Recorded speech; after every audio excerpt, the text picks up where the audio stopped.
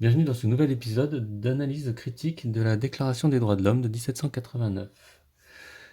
Alors, dans l'épisode précédent, nous avons étudié le titre qui valait le détour et nous allons donc nous attaquer à la première phrase, l'introduction de cette déclaration. Et vous allez voir que la notion de déclaration qui consiste à rendre pas clair prend déjà un certain sens. Alors, je vous lis la phrase. Les représentants du peuple français, constitués en Assemblée nationale, considérant que l'ignorance, l'oubli ou le mépris des droits de l'homme sont les seules causes des malheurs publics et de la corruption des gouvernements, ont résolu d'exposer, dans une déclaration solennelle, les droits naturels, inaliénables et sacrés de l'homme, afin que cette déclaration, constamment présente à tous les membres du corps social, leur rappelle sans cesse leurs droits et leurs devoirs, afin que les actes du pouvoir législatif et ceux du pouvoir exécutif, pouvant être à chaque instant comparés avec le but de toute institution politique, en soient plus respectés, afin que les réclamations des citoyens, fondées désormais sur des principes simples. Alors attendez. Principes simples et incontestables tournent toujours au maintien de la Constitution et au bonheur de tous. Voilà la première phrase. Elle est jolie, hein? Elle est jolie. Par contre, est-ce que vous l'avez comprise? Laissez-moi douter de cette information. Du coup, j'ai fait un premier filtre pour pouvoir l'étudier parce que sinon, en fait, on n'arrivera jamais à l'analyser en entier sans prendre des heures. Donc, je me contente de les représentants du peuple français, constitués en Assemblée nationale, ont résolu d'exposer dans une déclaration solennelle, il n'y a pas ça, les droits naturels, enfin les droits de l'homme.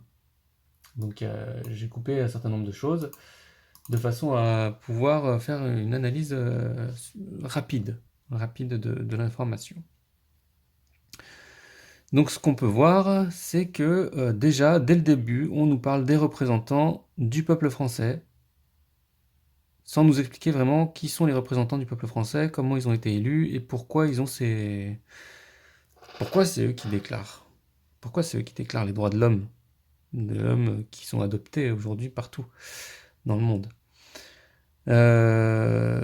Donc nous avons donc ces représentants du peuple français.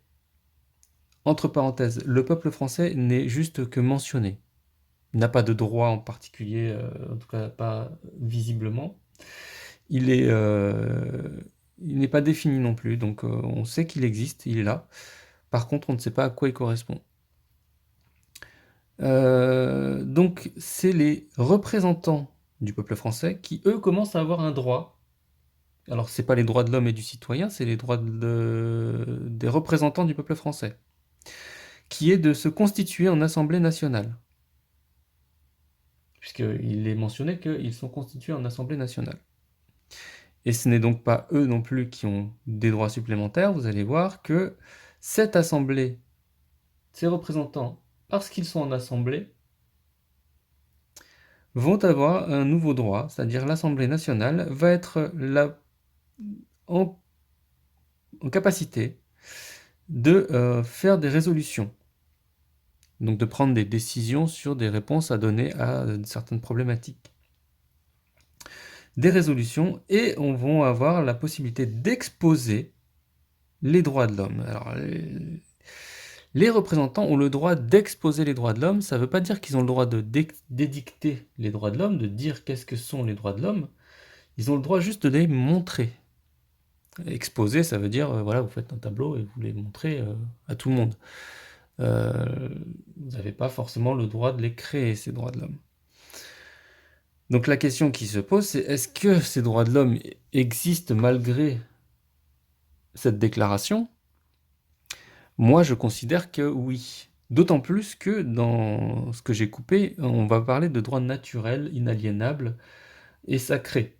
Ce qui veut dire que cette déclaration n'est juste là que pour dire oui, attention, au fait, il y a des droits qui sont naturels. Et vous devrez vous y fier. Et donc, on essaye de donc faire une déclaration, de rendre pas très clair, c'est ça qui est dommage, rendre pas très clair ces droits qui sont dits naturels. Alors qu'a priori, ça voudrait dire qu'il y a une manière de rendre clair ces droits naturels. Et si ça se trouve, ils le sont tout à fait clairs. C'est bien pour ça que aujourd'hui, on a réussi à appliquer, on va dire, les droits de l'homme dans un certain nombre de cas. Ils ne sont pas appliqués par tout le monde, et on le sait et on le voit. Et malgré le fait que cette déclaration n'indique pas tous ces droits, bon, on verra ça par la suite. Donc premier point, vous verrez que dans l'analyse, il va falloir décortiquer de qui on parle, qui a les droits et pourquoi, et que en fait, et de comparer du coup, est-ce que ça paraît naturel, est-ce que ce droit paraît naturel, inaliénable ou sacré? Par exemple, les représentants du peuple français, ça veut dire que le peuple français aussi peut être représenté. Ça, c'est un droit.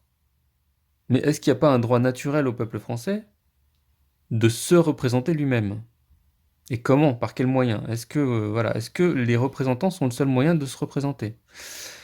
C'est une question voilà, que je pose parce qu'en fin de compte, le fait d'avoir écrit dans cette déclaration les représentants du peuple français donne ce droit aussi, que d'ailleurs je l'ai pas mentionné, au peuple français. Donc, constitué en Assemblée nationale, donc ça c'est un droit apparemment des représentants du peuple français, mais est-ce que on peut considérer du coup que les autres peuples peuvent aussi se constituer en Assemblée nationale si on se base sur ce texte-là?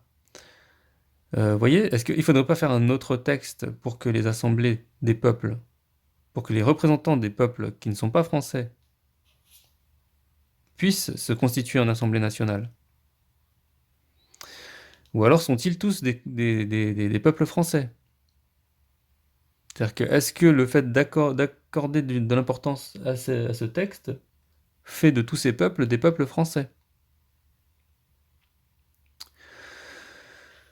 Donc il est évident que on ne pourra pas